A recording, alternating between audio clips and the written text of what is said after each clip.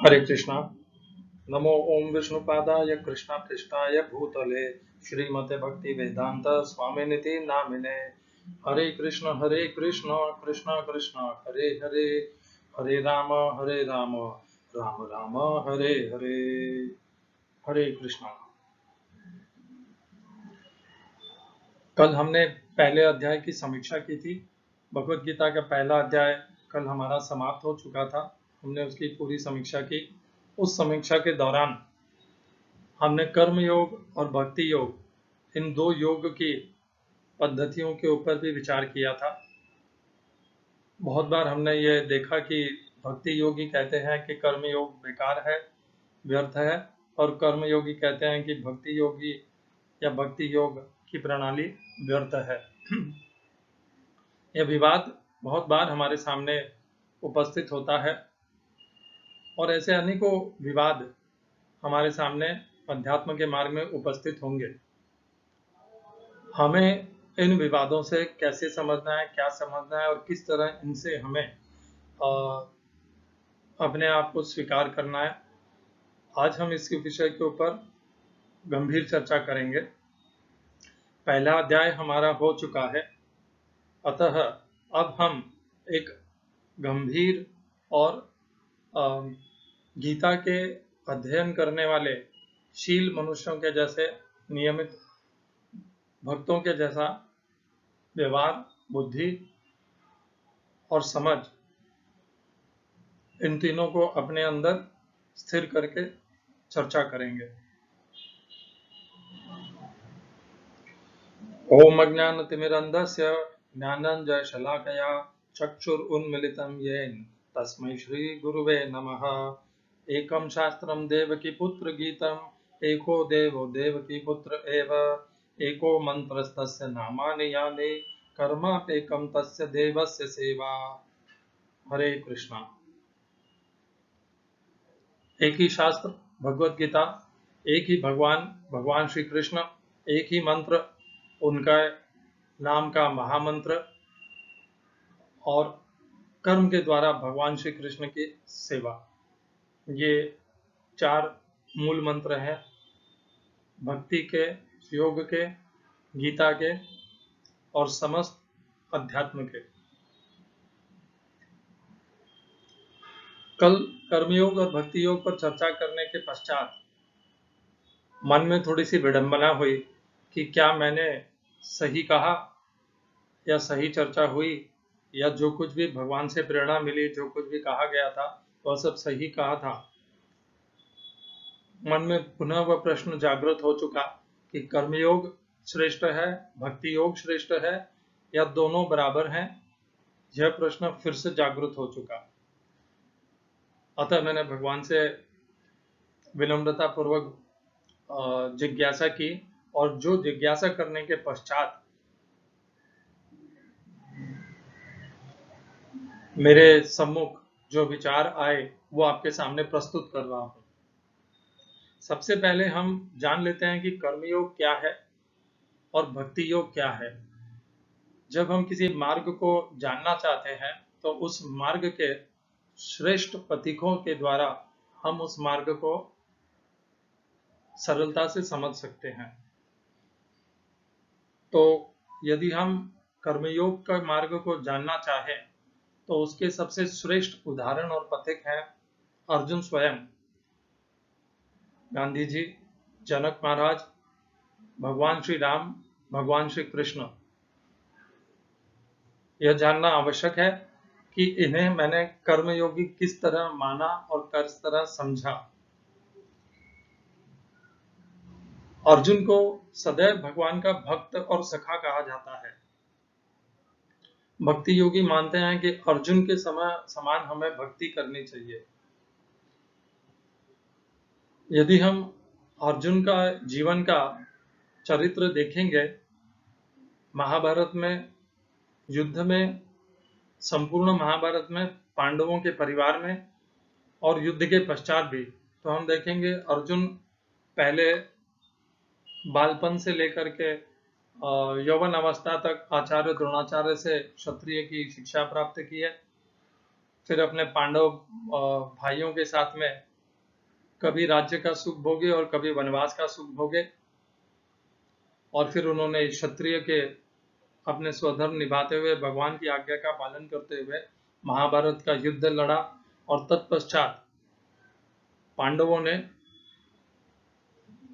हस्तिनापुर का राज्य संभाला। यह अर्जुन के जीवन का संक्षिप्त वर्णन है। जब हम देखेंगे ये इस वर्णन को, तो हमें निरंतर अर्जुन एक क्षत्रिय का धर्म निभाते हुए मिलते हैं।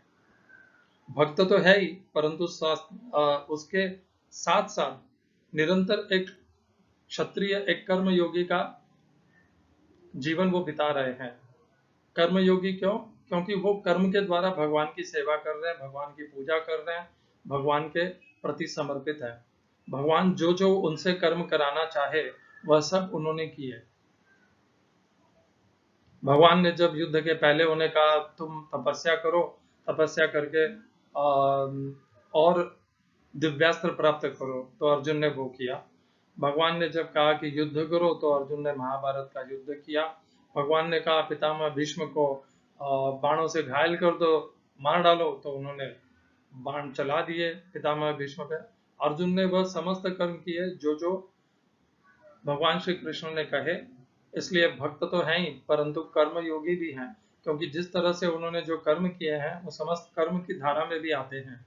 वो केवल यह नहीं कह सकते कि हम वो केवल बैठ करके नाम जप कर रहे थे या भगवत गीता भागवतम या उसके पहले के रामायण शास्त्रों का अध्ययन कर रहे थे। उन्होंने उस तरह अपना जीवन केवल शास्त्रों के अध्ययन में या प्रचार में नहीं लगाया, वो उस जीवन को जिए हैं। उन्होंने अपना जीवन एक क्षत्रिय का उदाहरण बनाया है, एक कर्मयोगी का उदाहरण बनाया। कर्म के द्वारा उन्होंने भगवान की सेवा की है। भगवान ने जो जो कहा वह सब उन्होंने किया। इसलिए मैं अर्जुन को एक कर्मयोगी मानता हूँ, भक्त भी मानता हूँ। गांधी जी श्रेष्ठ कर्मयोगी, आधुनिक युग 20वीं युग के श्रेष्ठ कर्मयोगी हैं। उन्होंने भगवान की भक्ति भी की, और भगवान की भक्ति के साथ में कर्मयोगी भी रहे। वह कभी ऐसा समय नहीं आया कि गांधी जी ने अपना कर्मयोग या अपने उत्तरदायित्व स्वधर्म को छोड़ करके वह सन्यासी ले लिए, या केवल भगवान के नाम जपने में या शास्त्र पढ़ने में उन्होंने अपना जीवन लगा दिया हो, या प्रचार में लगा दिया हो। उनका कर्म ही भगवान की भक्ति का प्रचार बन गया।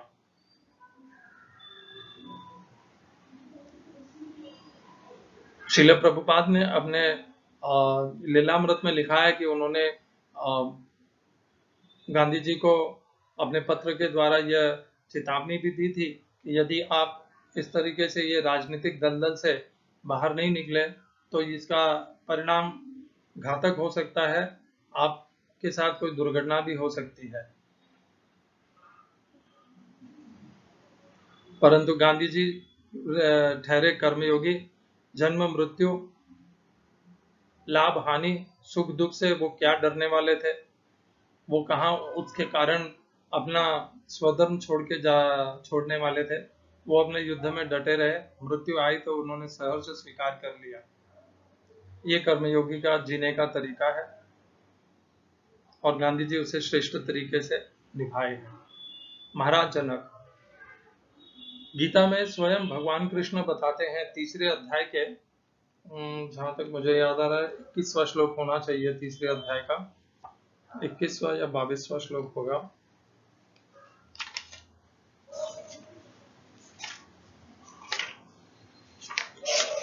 भगवान इसमें कहते हैं भगवत गीता में कि जनक महाराज ने कर्म के द्वारा ही समसिद्धि को प्राप्त किया। 20वां श्लोक है, कर्मणैव हि संसिद्धिम आस्थिता जनकादयः लोक संग्रहम एवापि संपश्यन कर्तुम अर्हसि। श्रील प्रभुपाद का अनुवाद है, जनक से जैसे राजाओं ने केवल नियत कर्मों को करने से ही सिद्धि प्राप्त की, अतः सामान्य जनों को शिक्षित करने की दृष्टि से तुम्हें कर्म करना चाहिए। यह भगवान स्वयं भगवत गीता में तीसरे अध्याय में 20वें श्लोक में अर्जुन को उपदेश देते हैं कि उन्हें जनक महाराज जैसे कर्मयोगी का अनुशीलन करना चाहिए, और उन्हीं के अनुसार कर्म करते हुए सिद्धि को प्राप्त करना चाहिए। सिद्धि प्राप्त करना क्या है? भगवान की भक्ति, भगवान की सेवा, वही सिद्धि है, वही मुक्ति है, वही सब कुछ है। भगवान श्री राम, उनके ऊपर भी चर्चा कर लेते हैं।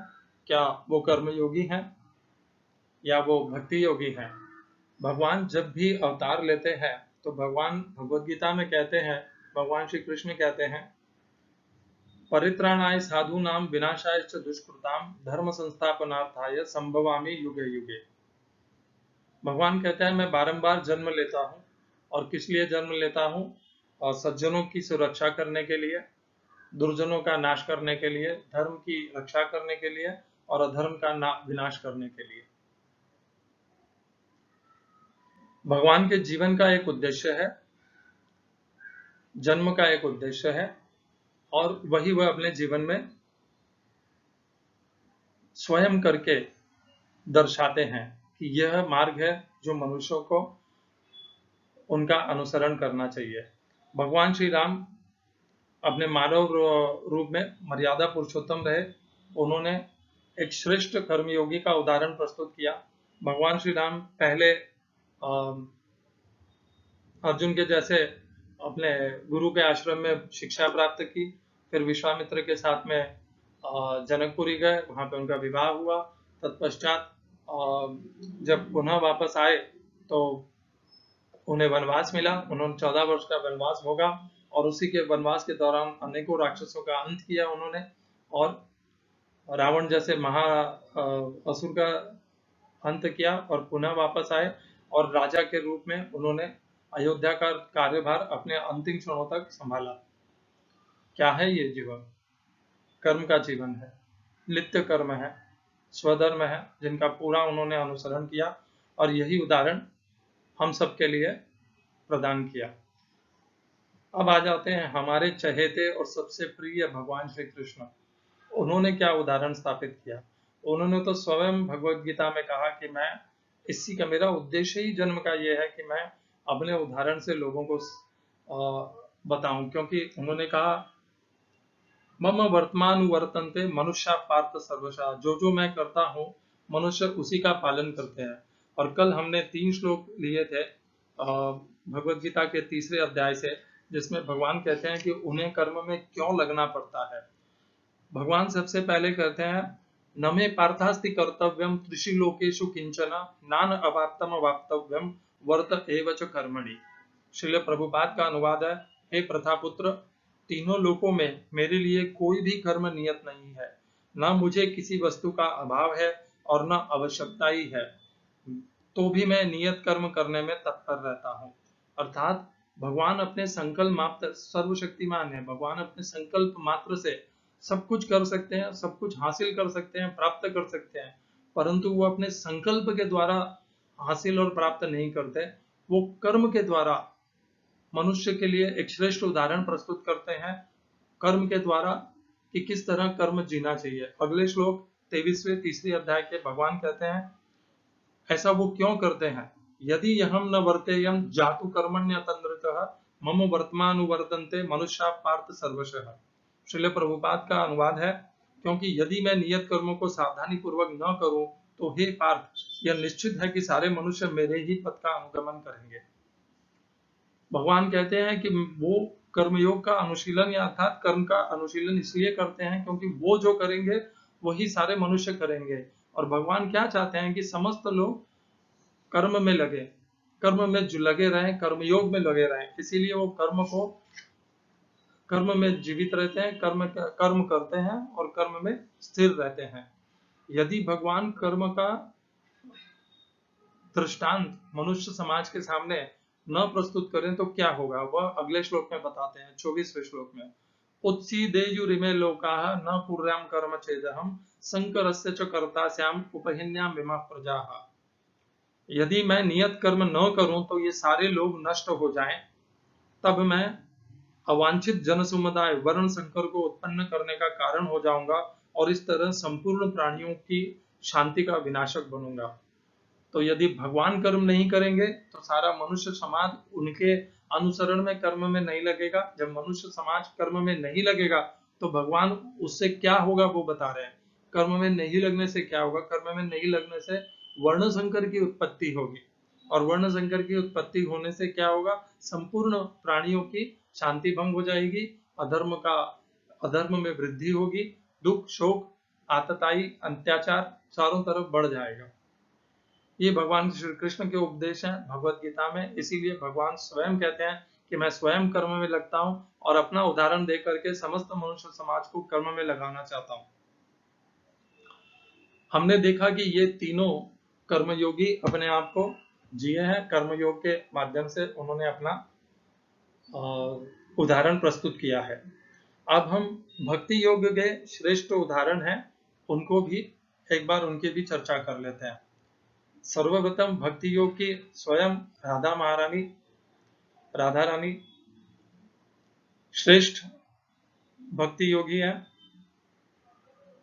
उन्होंने गोकुल में भगवान के साथ में जो भक्ति योग का प्रदर्शन किया वह अद्भुत है। राधा रानी भगवान की आह्लादनी शक्ति है जो उन्हें आनंद प्रदान करती है और वो भगवान की भक्ति सेवा के द्वारा, उनकी सेवा के द्वारा भगवान को श्रेष्ठ आनंद प्रदान करती है। और एक श्रेष्ठ उदाहरण हम समस्त भक्तों के सम्मुख उपस्थित करती हैं कि किस तरह भगवान की भक्ति और सेवा के माध्यम से भगवान को आनंद प्रदान कर सकते हैं। राधा रानी की जय। मीराबाई मीराबाई मारवाड़ घराने से है, राजघराने से हैं। अपने पति की देहांत के पश्चात उनके पास दो मार्ग थे। एक मार्ग था राजघराने में अपने राज कुल के उत्तरदायित्व का निर्वाह करना और कुल की मर्यादाओं के अपने कर्म में लगे रहना, और दूसरा मार्ग था भगवान कृष्ण की एकमेव भक्ति करना। उन्होंने भक्ति का मार्ग चुना और वो भक्त हो गई। उन्होंने अपना कर्म का मार्ग, राजघराने के कुल धर्म वगैरह सब त्याग दिए और वो एक श्रेष्ठ भक्त का उदाहरण है। मीराबाई के भजन आज भी प्रसिद्ध हैं। मीराबाई के किए हुए कथाएं और उनके कथाएं आज भी बहुत प्रचलित हैं। भारत में अनेकों स्त्रियां अपने आप को मीराबाई का बनने के लिए इच्छित हैं कि हम भी मीरा के जैसे भगवान के अनन्य भक्ति और सेवा करना चाहते हैं। यह है मीराबाई। चैतन्य महाप्रभु स्वयं भगवान श्री कृष्ण हैं जो भक्त के स्वरूप में अवतरित होते हैं, भक्ति को स्थापित करते हैं, भक्त की मर्यादा को स्थापित करते हैं, भक्ति का खुले हाथों से वितरण करते हैं, सबको भक्त में बनाते हैं और बनाना चाहते हैं। यही उनका प्रचार है, यही उनका लीला है, यही उनका जीवन है। श्रील प्रभुपाद उनका भी यही जीवन है। वह सबको भक्ति मार्ग में ले जाना चाहते हैं, सबको भक्त बनाते हैं, इस्कॉन की स्थापना करते हैं, अनेकों पुस्तकों की संरचना करते हैं, भक्त बनने के लिए इतने श्रेष्ठ मंदिर की स्थापना करते हैं जिनमें मंदिरों में भक्त जुड़ करके अपने आप को सरल, विनम्र, वैष्णव बना सके, आचरण व्यवहार सीख सके, एक भक्त के अनुकूल बन सके, अपने अंदर की समस्त प्रतिकूलता का नाश कर सके और भक्ति के द्वारा भगवान से अपना संबंध जोड़ सके। इतना श्रेष्ठ सेवा श्रील प्रभुपाद ने की इस्कॉन के द्वारा, इस्कॉन के माध्यम से इस्कॉन को स्थापित करके। हमने दो अलग अलग तरह के इस योग के प्रणाली के श्रेष्ठ उदाहरण देखे। दोनों अपने आप में वंदनीय है, कोई कम नहीं है, कोई ज्यादा नहीं है। दोनों में अंतर जो है उसकी और थोड़ी चर्चा कर लेते हैं। कर्मयोग का मार्ग अत्यंत विपत्तियों से घिरा हुआ है। तो इसका उदाहरण मैंने कल एक आपको दिया था। एक कर्मयोगी का मैं जब भी उदाहरण देना चाहता हूं तो मेरे समक्ष गांधी जी और उनके अनुयायी श्रेष्ठ कर्मयोगी के उदाहरण प्रस्तुत होते हैं। बाकी जो समाज सेवा करते हैं वो कर्मयोगी नहीं होते हैं। क्यों? क्योंकि वो भगवान से संबंधित ही नहीं है। वो भगवान को अस्वीकार करके, भगवान के प्रति दुर्लक्ष्य करके समाज सेवा करते हैं। वह कर्मयोगी नहीं कहलाए जा सकते। वो केवल पुण्य कर्मी है। पुण्य कर्म बहुत निम्न स्तर में है, कर्मयोगी बहुत उच्चतम स्तर के ऊपर है। तो आप साधारण समाज सेवकों को कर्मयोगी मत समझिए, और ये भूल ना करिएगा कभी भी। कर्मयोगी वह है जो अपने आप को भगवान से सतत निरंतर जोड़े रखते हैं, भगवान के आधिपत्य स्वीकार करते हैं, भगवान की भक्ति करते हैं, भगवान का प्रति आश्रित रहते हैं, भगवान के प्रति समर्पित रहते हैं, स्वयं की कोई इच्छा नहीं रहती, कामनाएं नहीं रहती, न लोभ रहता है, न कोई पाने की इच्छा रहती है, उनका लक्ष्य रहता है सबकी सेवा करना। अब आ जाते हैं, हमने कल का जो उदाहरण दिया था, स्वतंत्रता के दौरान हिंदू मुस्लिम झगड़े बहुत हुए थे। उन झगड़ों के दौरान मुसलमानों के अत्याचार इतने भीषण होते थे कि वो पूरे के पूरे हिंदू बस्ती उजाड़ देते थे, हिंदू मंदिरों को ध्वंस कर देते, उनका विध्वंस कर देते थे, हिंदुओं के घरों को लूट लेते थे, जला देते थे, उनकी स्त्रियों का अपहरण कर देते थे, कितनों की हत्या कर देते थे। इस तरह अनेकों अत्याचार मुसलमानों ने स्वतंत्रता के दौरान हिंदू मुस्लिम दंगों में हिंदुओं के ऊपर किए। इन दंगों में जब हिंदू अपने घर बार हिंदू बस्ती को छोड़ करके क्षत विक्षत हो गए थे, तब ऐसे समय के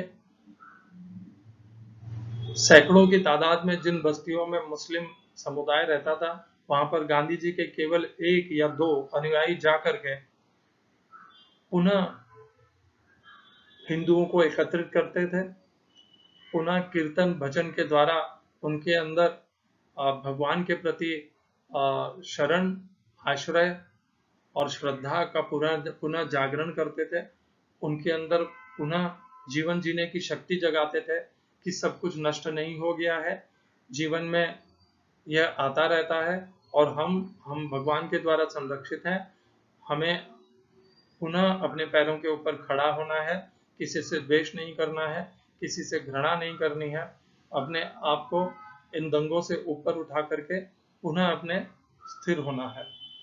कितना भीषण उनकी विपदाओं से ग्रस्त है उनका ये कार्य, ये कर्मयोग है। लोगों को भगवान से जोड़ करके, भगवान के शरण में ले जा करके, भगवान के सामर्थ्य के शरण में ले जा करके पुनः जो अपने आप की समस्त चेतना, अपना संपूर्ण विश्वास खो चुके हैं, उन हिंदुओं को पुनः जागरूक करना, उन्हें वापस स्थापित करना एक ऐसे समुदाय में जहाँ पे चारों तरफ वो मुसलमानों से घिरे हुए हैं, जहाँ पे मुसलमान समुदाय बहुमत में है, ऐसे में पुनः स्थापित करना, और केवल स्थापित नहीं करना, ऐसी संरचना बनाना गांव में कि पुनः इस तरह की हिंदू मुस्लिम दंगे वहां पे ना हो। कितना भयंकर विपदाग्रस्त है, कोई आसान काम नहीं है ये कर्मयोग। ये था एक कर्मयोग का उदाहरण, यह बताने के लिए कि कर्मयोग में अनेकों भयंकर भयंकर विपदाएं हैं और उनका सामना एक कर्मयोगी को करना पड़ता है। अब हम भक्ति योग को देखते हैं। भक्ति योग सरल है, करने में भी सरल है, निभाने में भी सरल है, पवित्र है, शांति प्रिय है, इतनी दुर्घटनाएं उसके अंदर नहीं है। यदि दुर्घटनाएं हैं भी तो केवल स्वयं के द्वारा की गई दुर्घटनाएं हैं। भक्ति की विधि को जानना है, इस्कॉन जैसे मंदिरों में जा करके भक्ति के मार्ग को समझना है, नाम मंत्र का जाप करना है, भगवान की और वैष्णवों की सेवा करनी है, गीता और भागवतम को पढ़ना है, अध्ययन करना है, अपने जीवन को वैष्णव व्यवहार में ढालना है। यह है भक्ति योग का मार्ग। सरल है और जन समुदाय के लिए, विशाल जन समुदाय को जब देखते हैं उनके लिए अनुकूल है। कर्मयोग हर एक के लिए इतना स्वीकार करना इतना सरल नहीं है, क्योंकि उसके मार्ग में विपदाएं भयंकर हैं। भक्ति योग में विपदाएं कम है, विद्रोह कम है, विपक्ष कम है। विपक्ष है तो स्वयं का मन है, स्वयं की बुद्धि है, कामनाएं हैं, लोग हैं, जिनको उसे जीतना है। तो हमने देखा कि कर्मयोग भक्ति योग से विपदाओं से ज्यादा घिरा हुआ है, यह हमने देखा। एक और अंतर इन दोनों में देखते हैं, कर्मयोग और भक्ति योग में। जैसा हमने अभी के उदाहरण से में देखा था कि कर्मयोग में भयंकर विपक्ष को, क्रूरता को, बर्बरता को और जिसे कहते हैं एग्रेशन। एग्रेशन को हिंदी में क्या कहते हैं? एग्रेशन अर्थात गुस्से। गुस्से को, अपने विरोध में होने वाली आक्रमण को उन सब के सम्मुख में स्थिर रह करके कर्मयोग को करना रहता है। कठिन है, जटिल है, करने के लिए एक अद्भुत आत्मविश्वास की, भगवान के शरण की, भगवान के ऊपर श्रद्धा की आवश्यकता है। और भक्ति योग में आक्रमण प्रतिद्वंद्वियों का कम होता है। अगर होता भी है तो संस्था की तरफ से कई बार आक्रमण होता है। मैंने ऐसा कई बार बहुत सी संस्थाओं में सुना है कि भक्ति योग के मार्ग में दूसरे भक्त उसी संस्था के कभी कभी पद के लालसा में या कभी गलतफहमी, संदेह या संशय के शिकार में दूसरे भक्तों के मार्ग में अवरोध उत्पन्न कर देते हैं। तो जो संस्थागत विपक्ष होता है, विरोध होता है और अवरोध उत्पन्न होते हैं, उन्हें ही भक्त को सहन करना है, उनसे ऊपर अपने आप को उठाना है। कर्मयोग कितना महत्वपूर्ण है, इसको हम अगले अंतर से जान सकते हैं। हमने जो अभी उदाहरण लिया था हिंदू मुस्लिम के दंगों में, यदि उस समय कोई भक्त आकर के उन हिंदुओं को पुनः स्थापित नहीं करता है, उनका भगवान के अंदर विश्वास नहीं जगाता है, तो बहुत बड़ा विनाश हो जाएगा। किस प्रकार?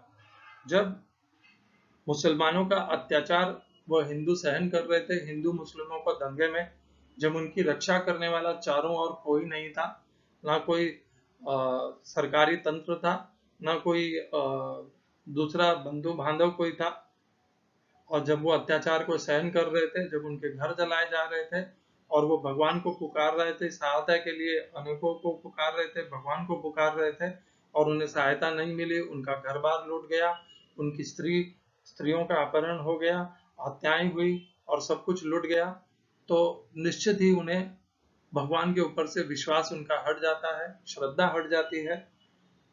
वो स्वयं भगवान को ठुकराने लग जाते हैं, अस्वीकार कर देते हैं, ये भगवान जब मुझे मेरी रक्षा करने आया ही नहीं तो मैं इसकी भक्ति क्यों करूं।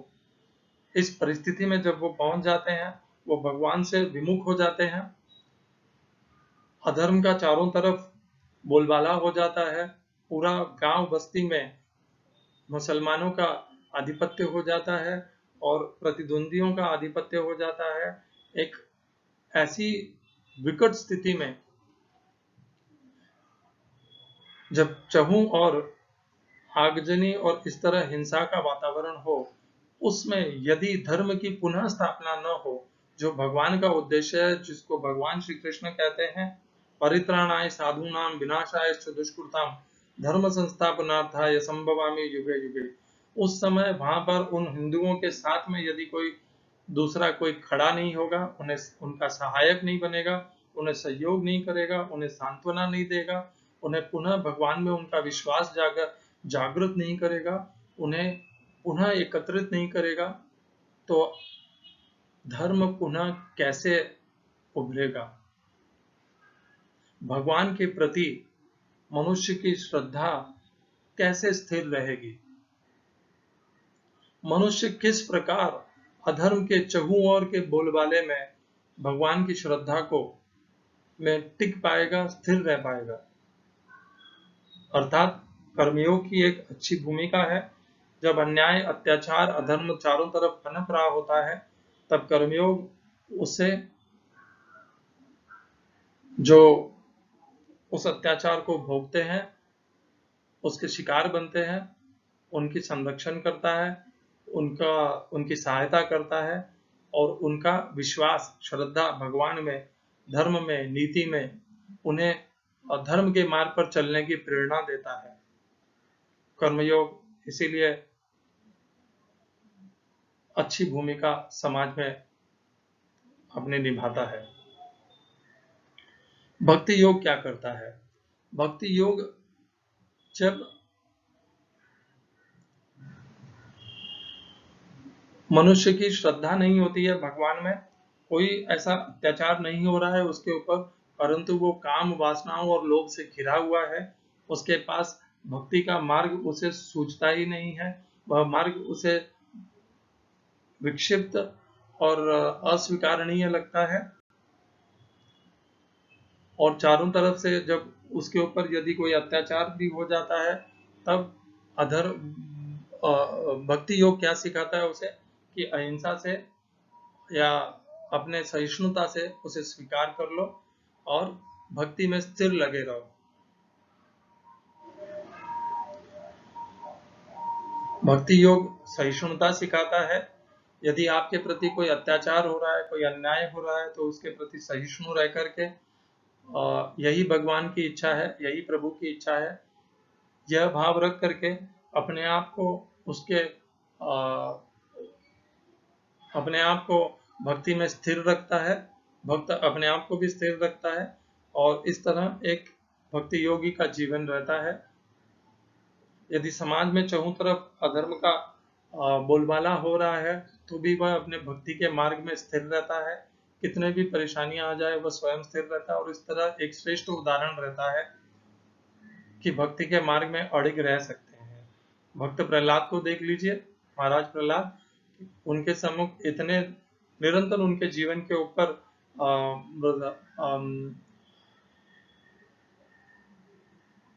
अत्याचार हो रहे थे, स्वयं उनके पिता करवा रहे थे, परंतु वो अपने भक्ति में स्थिर रहे। यह एक भक्त के जीने का तरीका है।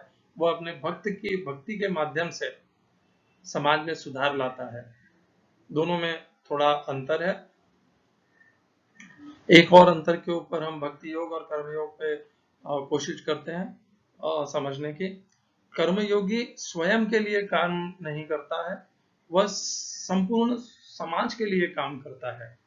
हमने जो उदाहरण लिया था हिंदू मुस्लिमों के दंगों का, जहां पर गांधी जी के अनुयायी आते हैं और हिंदुओं को पुनः सांत्वना देते हैं, उन्हें पुनः स्थापित करते हैं, वो किसके लिए काम कर रहे हैं? क्या वह स्वयं के लिए काम कर रहे हैं? नहीं, ना तो उनकी स्वयं की कोई इच्छा है, ना कोई कामना है, वह अपना कर्म कर रहे हैं, वह सबका साथ दे रहे हैं, सबको सांत्वना दे रहे हैं, विश्वास दे रहे हैं, पुनः उनकी श्रद्धा भगवान में, भक्ति में अपने आप में पुनः जागृत कर रहे हैं। तो एक कर्म योगी सबकी सेवा, संपूर्ण मानवता की सेवा करने की इच्छा रखता है, यही उसका उद्देश्य होता है, यही उसकी प्रेरणा होती है, यही उसकी शक्ति का स्तोत्र हो जाता है। वो अपने ऊपर आई हुई भयंकर विपदाओं से भी घबराता नहीं है, अपने मार्ग पर, अपने कर्तव्य कर्म पर, अपने कर्म पर अडिग रहता है, जन्म मृत्यु से विचलित नहीं होता है।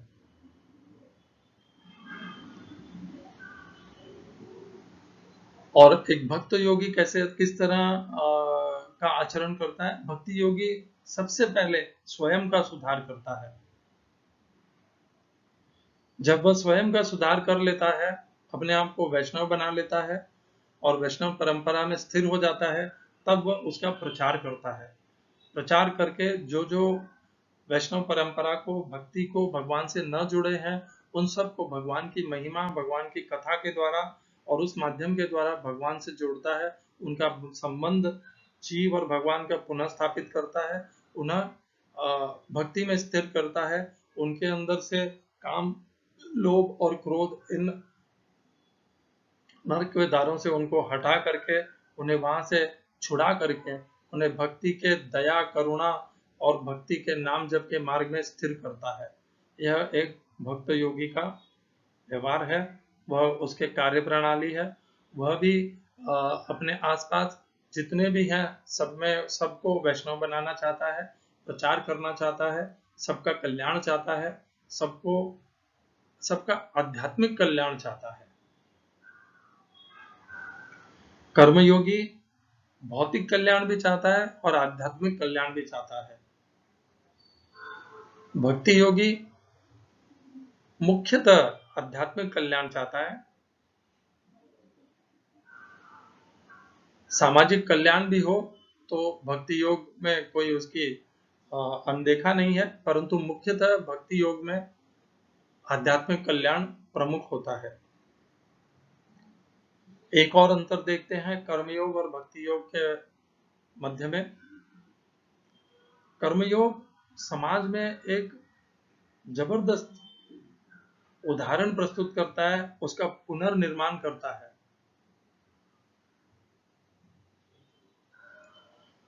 हम उसी उदाहरण को पुनः देखते हैं हिंदू मुस्लिमों के दंगों को। एक कर्मयोगी अपने कर्म के द्वारा, अपने स्वधर्म के द्वारा एक पुनर्निर्माण करता है समाज की, मूल्यों की, समाज में जो नैतिकताएं हैं, मर्यादाएं हैं, उनका पुनः संगठित करता है, उन्हें उनका निर्माण करता है। जो टूट जाती हैं, विध्वंस हो जाती हैं, विश्वास खो देती हैं, उन्हें पुनः स्थापित करता है, मनुष्यों में उसका विश्वास जगाता है और उन मर्यादाओं के ऊपर जीने की प्रेरणा पुनः देता है। इस तरह एक पुनर्निर्माण करता है। यदि कोई कर्मयोगी अछूत या जाति धर्म के विरुद्ध लोगों को समझाता है, मानवता को उबारता है, अनटचेबिलिटी जिसे कहते हैं, शुद्रता और ये जो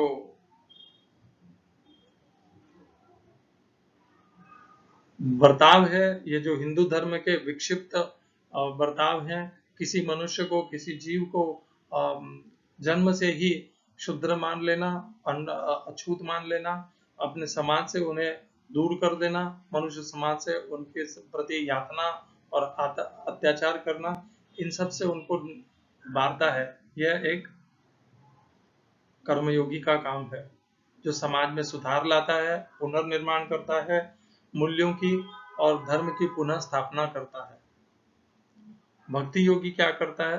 भक्ति योगी भी यह कर्म करता है, परंतु अलग भाव से करता है। हम इस्कॉन में ही देखेंगे, इस्कॉन अपने द्वार खुले रखता है, भले कोई किसी भी वर्ण से आए, इस्कॉन समानता से उन सबको स्वीकार करता है, भले किसी भी जाति से आए, कोई भी वर्ण से आए, किसी भी प्रांत से आए, सबको खुले हृदय से उन्हें भक्ति के मार्ग में लगाता है, उन्हें भक्ति की शिक्षा देता है, उन्हें भगवान से उनका संबंध जोड़ता है, किसी के प्रति भेदभाव नहीं करता कि तुम शूद्र हो, तुम्हें ये नहीं मिलेगा, तुम अछूत हो, तुम इसके लायक नहीं हो, तुम हमारे से अलग रहोगे, इस तरह का भाव नहीं रखता। एक भक्त भी श्रेष्ठ होता है, वह एक वैष्णव का जीवन का आचरण करता है, व्यवहार करता है, वह सबके प्रति संभाव रखता है और उन्हें एक पुनः अपने आचरण के द्वारा अपने समाज में एक नए कीर्तिमान स्थापित करता है, समाज को एक नई दिशा देता है कि ये जो पुरानी मर्यादाएं हैं, ये जो विचारधाराएं हैं, इनका त्याग करिए और भक्ति के मार्ग को अपनाइए। यह वो अपने जीवन के व्यवहार के द्वारा समाज में प्रदान करता है। एक और अंतर देखते हैं, कर्मयोगी को निरंतर जो मनुष्य विपक्ष में हैं, जो अत्याचारी हैं, जिनके पास पद या शक्ति है या बहुत बड़ा जिनके पास समूह की शक्ति है, उनको समझाने का प्रयत्न करता है, उन्हें सुधारने का प्रयत्न करता है। यह एक बहुत ही जटिल और कठिन समस्या है, एक कठिन प्राप्त किए जाने वाला लक्ष्य है।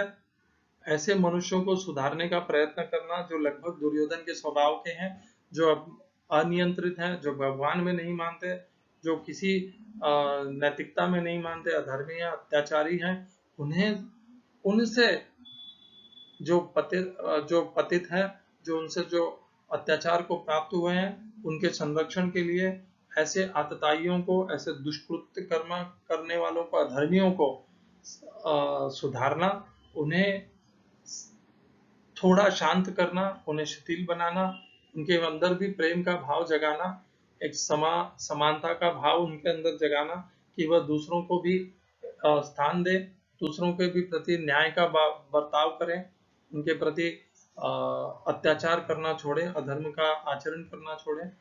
यह एक मुश्किल काम है, अत्यंत जटिल है,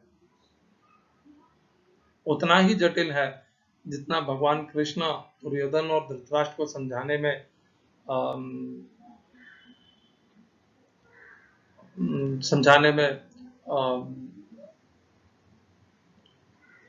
तकलीफ पा रहे थे। एक भक्त योगी क्या करता है? एक भक्त योगी अपने आचरण के द्वारा कि यह सही है और यह मर्यादाएं गलत है, भले वो सबसे पहले तो यही कोशिश करता है कि वह जो पद और शक्ति में से संपन्न है उन व्यक्तियों से विरोध करने में, उनसे युद्ध करने में बचे रहे, क्योंकि भक्ति का मार्ग विरोध का मार्ग नहीं है, भक्ति का मार्ग आक्रमण का मार्ग नहीं है। एक भक्ति मार्गी अपने भक्ति में स्थिर रहता है, वह लोगों के विरोध, अत्याचार, अधर्म से अपने आप को हटाए रखता है, बचाए रखता है, अपने जीवन को इस प्रकार ढाल देता है कि वह उनके अत्याचार, अधर्म को सहन कर सके और अपनी जीवन की भक्ति में, अपने जीवन में जो भक्ति है वह उसे नष्ट नहीं कर सके, उसमें अवरोध उत्पन्न नहीं कर सके। इसलिए आतताइयों और जो अधर्मी है उनसे दूर रहता है, उनसे संबंध नहीं जोड़ता, उनसे दूर से प्रणाम करके, उनका अभिवादन करके अपने भक्ति में स्थिर रहता है। यह है एक श्रेष्ठ भक्त का आचरण। इसका भी एक उदाहरण दे सकता हूँ। तो जब इस्कॉन में जुहू की जमीन का विवाद चल रहा था, जो उसके बेचने वाले थे वो एक अधर्म का आचरण कर रहे थे। प्रभुपाद ने अपने अनुयायियों से कहा कि इसकी जो संपत्ति हमने जो इससे सौदा किया है इसका इसे दे दो और अपनी जमीन को हासिल कर लो, हमें किसी तरह की हिंसा में, किसी तरह के विरोध में नहीं जाना है, ना किसी राजनीतिक दलों से संबंध स्थापित करके इसको करना है, ऐसा कोई काम नहीं करना है। हमें हमारे लक्ष्य को सरलता से और बिना कानूनी व्यवधानों के और बिना किसी धर्म धर्मियों के सहयोग के इसको हासिल कर लेना है। ये ऐसा मैं मानता हूँ। कुछ हो सकते हैं इसे अलग तरीके से देखते हूँ, पर मैं मानता हूँ प्रभुपाद ने अपने अनुयायियों को यही कहा था कि आप धर्म के मार्ग से इसको हासिल करने की कोशिश करिए, भले जो जमीन बेचने वाला विक्रेता है वो कितना भी अधर्म का आचरण करे। और कुछ अंतर इन दोनों के देखते हैं, कर्मयोग और भक्ति योग के। तो यदि कर्म योगी नहीं होगा तो जो अधर्म की उत्पत्ति होती है, जो अधर्म का आचरण होता है, जो अत्याचारी शोषण करते हैं, वो चहु और बढ़ जाएगा, इतना बढ़ जाएगा कि स्वयं भक्ति योगी और जो सज्जन पुरुष है वो उसमें अपने भक्ति के मार्ग में स्थिर रहने में असमर्थ हो जाएंगे और सज्जनता दूषित हो जाएगी, सज्जन मनुष्य अपना जीवन नहीं जी पाएंगे। हम स्वयं रामायण में इसका उदाहरण पाते हैं। जब अत्याचार बढ़ गया था, जब विश्वामित्र अपना यज्ञ पूरा नहीं कर पा रहे थे, जब अधर्म का बोलबाला हो गया था, जब राक्षस उनके यज्ञों को विध्वंस कर देते थे, तब उन्होंने भगवान श्री राम को लेने के लिए वो अयोध्या गए और वो भगवान श्री राम को लेकर के अपने आश्रम में आए और भगवान श्री राम ने अधर्मियों, आतताइयों से यज्ञ की रक्षा की, असुरों को मारा और इस प्रकार उन्होंने यज्ञ की रक्षा की। कहने का भाव यह है कि कर्मयोगी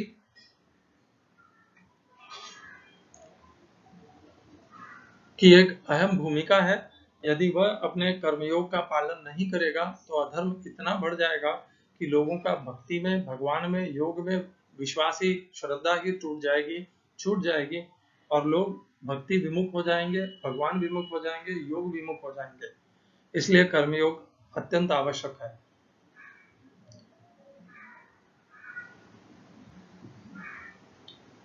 भक्ति योग उसके भी अत्यंत आवश्यक है, क्योंकि यदि भक्ति योग नहीं होगा तो लोग भोगने में, कामनाओं में, लोभ में जुड़े हुए रहेंगे, लगे हुए रहेंगे और यही उनका जीवन होगा। इसीलिए समाज को दिशा देने के लिए, समाज को उभारने के लिए, समाज में पुनः धर्म की स्थापना करने के लिए भक्ति योग भी आवश्यक है, क्योंकि वह लोगों को काम भोग और व्यर्थ के मनुष्य जीवन से उभारता है और उन्हें भक्ति के सेवा के श्रेष्ठ मार्ग में दिशा देता है। भगवान राम और भगवान कृष्ण दोनों जानते थे कि ये सारे असुर अंत को प्राप्त होंगे स्वयं ही काल के माध्यम से, क्योंकि जो भी इस धरती पृथ्वी लोक पे उत्पन्न हुआ है, जन्म लिया है, वो निश्चित ही मरेगा, उसकी मृत्यु निश्चित है। भगवत गीता में भी इसके ऊपर एक श्लोक आता है दूसरे अध्याय में, जातस्य ही ध्रुव मृत्यु ध्रुवम जन्म मृतस्य च तस्मात् अपरिहार्थे न त्वं शोचितुम अर्हसि। ये है भगवत गीता का 27वां श्लोक। इसका अनुवाद है प्रभुपाद के द्वारा, जिसने जन्म लिया है उसकी मृत्यु निश्चित है, मृत्यु के पश्चात पुनर्जन्म भी निश्चित है, अतः अपने अपरिहार्य कर्तव्य पालन में तुम्हें शोक नहीं करना चाहिए। कहने का भाव यह है कि भले वो असुर हो या सुर हो, देव प्रवृत्ति का हो या आसुरी प्रवृत्ति का हो, जिसने जन्म लिया है वो निश्चित ही मरेगा। यदि रावण ने, कंस ने भी जन्म लिया है तो वो निश्चित ही मरेंगे, कोई ना कोई माध्यम से मरेंगे, अपने आप काल के ग्रस्त होकर मरेंगे। वृद्धावस्था सभी को आनी है, किसी को भी यह प्राप्त नहीं था वरदान की उन्हें वृद्धावस्था नहीं आएगी और वो मृत्यु को प्राप्त नहीं होंगे। तो समय और काल के अनुसार तो सभी को मरना था। यह जानते हुए भी भगवान राम और भगवान कृष्ण कर्म में जुड़ते हैं, अधर्म का विनाश तत्काल करते हैं। वो तटस्थ होके नहीं रहते कि काल अपने आप इनका नाश कर देगा, मैं कर्म में लग करके इनका नाश क्यों करूं। वो स्वयं एक उदाहरण बनते हैं कि कर्म के द्वारा शीघ्रता से आतताइयों का, अधर्मियों का नाश करना चाहिए, धर्म की स्थापना करनी चाहिए। यह उनके उदाहरण के माध्यम से शिक्षा है हमको, हम सभी को, सभी भक्तों को, सभी कर्मयोगियों को। भक्ति योग मार्ग क्या सिखाता है? भक्ति योग मार्ग यह सिखाता है कि अधर्म और अत्याचार इस दुखालयम शाश्वतम में सदैव रहेंगे, किसी न किसी प्रकार से रहेंगे। आप एक प्रकार के अधर्म अत्याचार को सुधारेंगे तो वो दूसरे प्रकार के अधर्म और अत्याचार में परिवर्तित हो जाएगा और पुनः जीवित हो उठेगा। परंतु यह जगत दुखालयम शाश्वतम है, अर्थात इस जगत में दुखों का, अत्याचार का, अधर्म का कभी अंत नहीं हो सकता है। अतः अपना बहुमूल्य मनुष्य जीवन अधर्म अत्याचार के विरुद्ध लड़ने में व्यर्थ न करिए, अपने आप को भक्ति के मार्ग में लगाइए, भगवान से संबंधित कीजिए, योग से भगवान से जुड़िए, भगवान की सेवा कीजिए। यह भक्ति मार्ग है।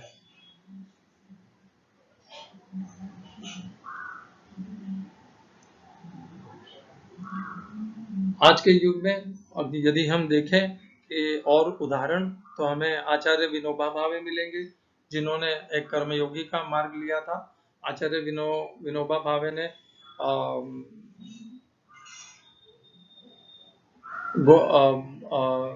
जमीन का दान करने के लिए 1960 के दशक में समस्त भारतीयों को प्रेरणा दी थी कि जो भूमि से विहीन हो गए हैं, जिनके पास भूमि नहीं रही है, उनको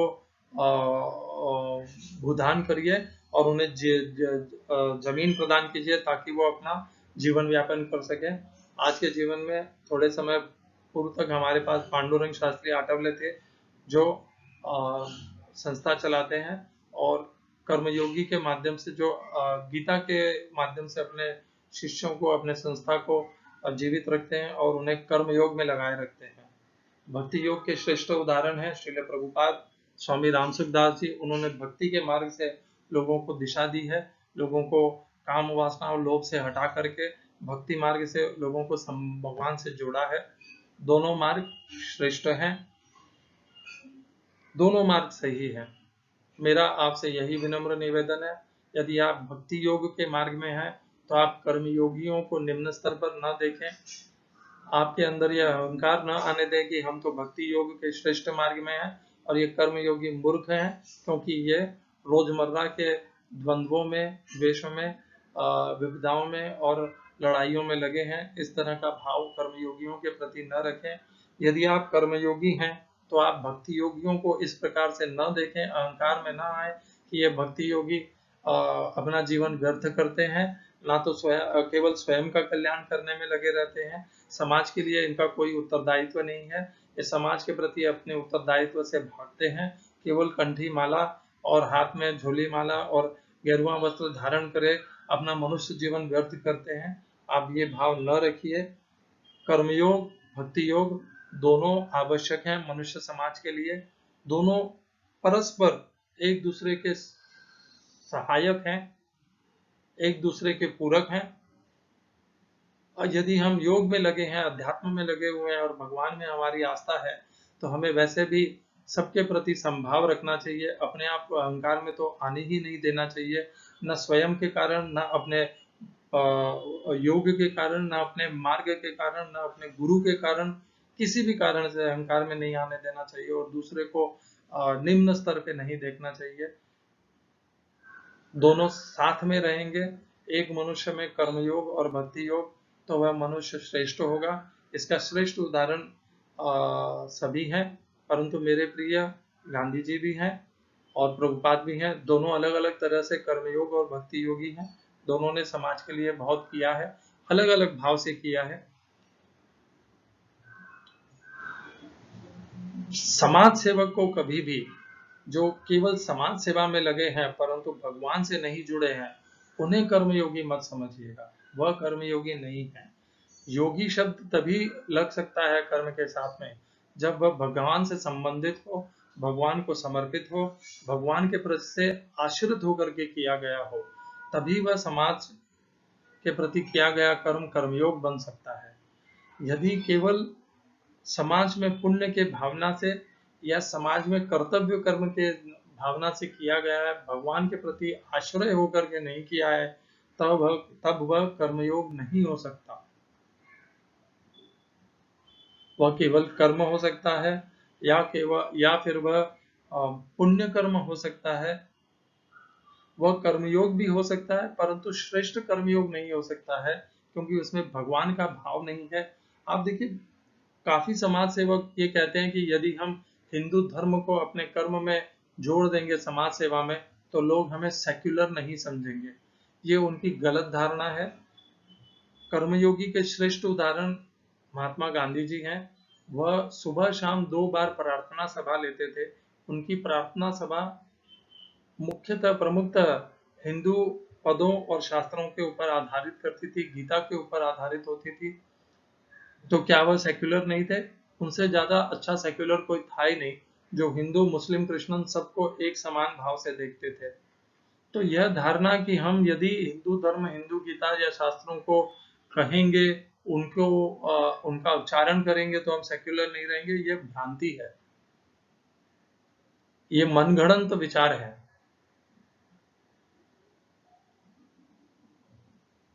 गांधी जी के मार्ग का अनुसरण करिए।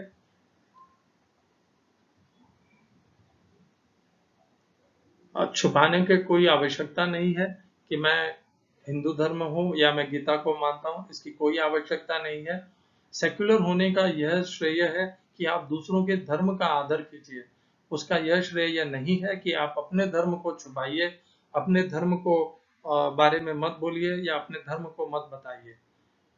सेक्युलर होने का सबसे श्रेष्ठ उदाहरण यही है कि आप दूसरों के धर्मों को प्रति आदर रखिए, सम्मान रखिए, आस्था रखिए उन्हें, और उन्हें अपने धर्म में रहने दीजिए। आप अपने धर्म में अडिग रहिए। सबके प्रति समभाव, आदर, सम्मान, यह सेक्युलरिज्म है। सेक्युलरिज्म यह नहीं है कि अपने धर्म को छुपा करके रखेंगे, उसका हम नाम मुस्लिमों के सामने या क्रिश्चियनों के सामने गीता का व्याख्यान कैसे कर सकते हैं? क्या आवश्यकता है इसकी? इस तरह छिपा करके अपना धर्म को निभाना, यह कहाँ का सेक्युलरिज्म हो गया? तो यदि आप कर्मयोगी हैं या आप कर्मयोग बनना चाहते हैं और केवल समाज सेवा में लगे हैं, तो अपने आप को निर्भय होकर के अपने धर्म के साथ कीजिए, उसे भगवान के प्रति समर्पित होकर कीजिए। सेक्युलरिज्म के आवेग में आकर के उसे एक विक्षिप्त तरह से मत समझिए। अपने आप को भगवान से जोड़ करके अपने कर्म को, अपने समाज सेवा को कर्मयोग में परिवर्तित कर दीजिए। केवल पुण्य कर्म मत कीजिए, केवल समाज सेवा मत कीजिए, कर्मयोग करिए, भगवान से संबंधित होके, भगवान से आश्रित होके कीजिए, या फिर आप भक्ति योग कीजिए, वह भी श्रेष्ठ है। दोनों वांछनीय है, दोनों समाज के लिए आवश्यक है, दोनों के बिना ऐसा एक भी नहीं है इनमें से जिनके बिना समाज टिक सकता है। यदि एक बार हम धारणा केवल करें अपने मन में कि समाज में कर्मयोगी नहीं रहे और समस्त जमा, जैसे तो हो नहीं सकता, परंतु समस्त मनुष्य समाज या बहुकांश मनुष्य समाज भक्ति योग में स्थिर हो गया, जो नहीं होगा उसके भी एक बार हम संभावना, एक बार धारणा करते हैं संभावना को, तो भी ये संभव नहीं है, समाज के लिए उचित भी नहीं है, क्योंकि अत्याचार अधर्म इतना बढ़ जाएगा यदि कोई कर्मयोगी रहा ही नहीं, तो अत्याचार अधर्म का इतना बोलबाला होगा कि भक्ति योगी स्थिर रह ही नहीं पाएंगे। और भक्ति योग के बिना कर्मयोग हो नहीं सकेगा, क्योंकि यदि भक्ति ही नहीं है, भगवान से संबंधित ही नहीं है, और यदि समाज में भक्ति योग ही नहीं है और केवल सब केवल विरोध करने में लगे हैं, अधर्म से लड़ने में लगे हैं और भक्ति में लगे ही नहीं है, तो धीरे धीरे भक्ति ही क्षीण हो जाएगी, लोग भगवान से दूर हो जाएंगे, भगवान से छिन्न भिन्न हो जाएंगे, योग समाप्त हो जाएगा। दोनों की, कर्म की और योग की और भक्ति की, इन सबको समाज की आवश्यकता है। सबके प्रति संभाव रखिए, आदर रखिए। यदि किसी कर्मयोग पसंद है तो उसे कर्मयोग में जुड़े रहने दीजिए, किसी भक्ति योग पसंद है तो उसे भक्ति योग में जुड़ने दीजिए। किसी के प्रति हीनता का भाव न रखिए, अपने अंदर अहंकार का भाव न रखिए, सबके प्रति संभाव रखिए, आदर रखिए, सम्मान रखिए। हरे कृष्णा। भगवान श्री कृष्ण ने गीता में ऐसा कहीं नहीं लिखा कि कर्मयोग निम्न स्तर का है या भक्ति योग श्रेष्ठ स्तर का है, या कर्मयोग श्रेष्ठ स्तर का है और भक्ति योग कर्म निम्न स्तर का है। भगवान ने दोनों के लिए उपदेश दिए हैं गीता में, उन्हें उन्हीं भाव से स्वीकारिए। अपने धर्म, अपने गुरु, अपनी संस्था यदि कर्मयोग में लगी है तो उसे श्रेष्ठ मत बताइए, यदि वह भक्ति योग में लगी है तो उसे श्रेष्ठ मत बताइए। समकक्ष रहिए, समभाव रहिए, सबके प्रति आदर रखिए, यही अध्यात्म है। यदि यह नहीं है भाव तो वह अध्यात्म किस काम का। हरे कृष्णा। ओम अज्ञानतिमिरन्धस्य ज्ञानाञ्जनशलाकया चक्षुरुन्मीलितं येन तस्मै श्री गुरुवे नमः। कर्मयोग और भक्ति योग के इस अंतर को आपके समक्ष प्रस्तुत करने का यह उत्तरदायित्व मुझे मिला था, यह आपको सम्मुख है। इसके ऊपर आपके विचार जानने की इच्छा रहेगी। यदि मेरे अंतरों में त्रुटि है तो उसे स्वीकार करने में मुझे कोई मेरे अंदर ग्लानि उत्पन्न नहीं होगी, मैं सहर्ष उन्हें स्वीकार करूंगा। मैं सीखने के लिए तैयार हूं। यदि आप मुझे और भी कोई अंतर बता सकते हैं या किसी एक की श्रेष्ठता भी यदि आप सिद्ध करना चाहें तो मैं उसके लिए सहर्ष उपलब्ध हूं। हरे कृष्णा।